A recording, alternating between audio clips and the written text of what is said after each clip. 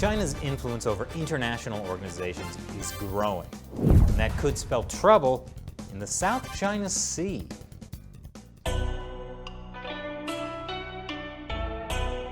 Welcome to China Uncensored. I'm Chris Chappell. This year it has become painfully apparent how much influence the Chinese Communist Party has over international organizations like the UN.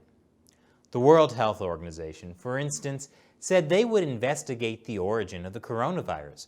But they did not actually travel to Wuhan, the origin of the coronavirus. But that's just the tip of the iceberg, an iceberg that may sink the world. Over the past several years, Beijing has systematically positioned Chinese nationals at the head of a wide range of UN agencies.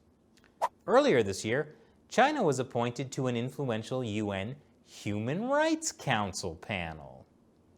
Perfect!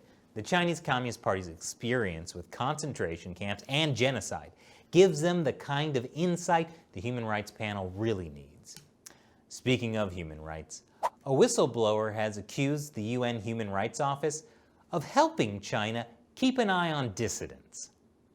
She says the office gives Chinese officials a list of human rights activists who plan to attend UN meetings ahead of time.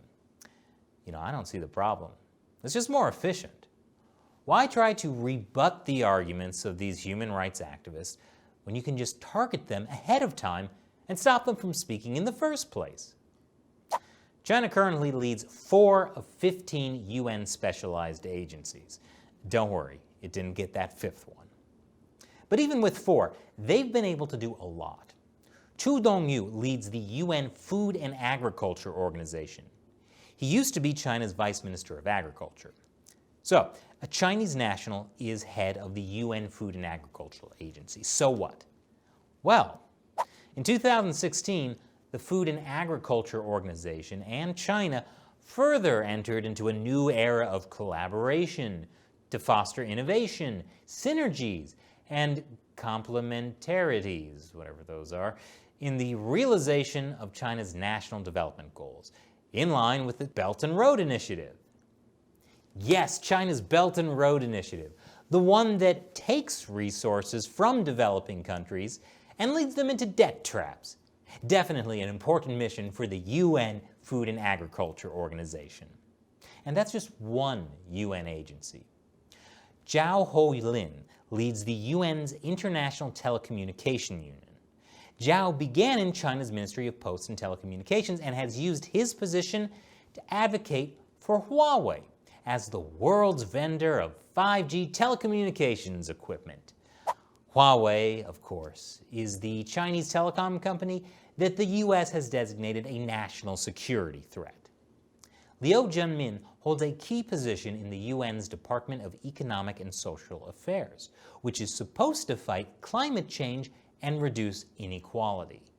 And since China is a world leader in both air carbon emissions and income inequality, who better to be involved?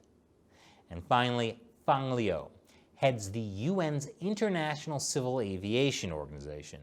It's been accused of keeping Taiwan out of the loop about the coronavirus. And this issue isn't limited to the UN. It's a problem with other international bodies too. Remember when China's representative Meng Hongwei was elected president of Interpol back in 2016? Everything was going great until Meng mysteriously vanished on a trip to China 2 years later, and then was sentenced to 13 years in prison for corruption earlier this year. But I'm sure that's just a one-off freak occurrence that will never happen again. Apparently, China's growing influence is not something international organizations are worried about, because last month, Chinese national Duan Zhelong was elected to serve a 9-year term as a judge on the International Tribunal for the Law of the Sea to oversee maritime disputes, which China, again, should know a thing or two about, because it claims the entire South China Sea and is involved in maritime disputes with all its neighbors. The tribunal was formed according to the United Nations Convention on the Law of the Sea, but it's not a UN agency. Duan will be the second Chinese judge currently sitting on the tribunal. Now, China hasn't had the best luck so far with maritime tribunals, because 4 years ago, a different tribunal, the Permanent Court of Arbitration, rejected China's claims in the South China Sea. I know it's confusing, there's too many tribunals. Anyway, Beijing responded by rejecting the Permanent Court of Arbitration's ruling.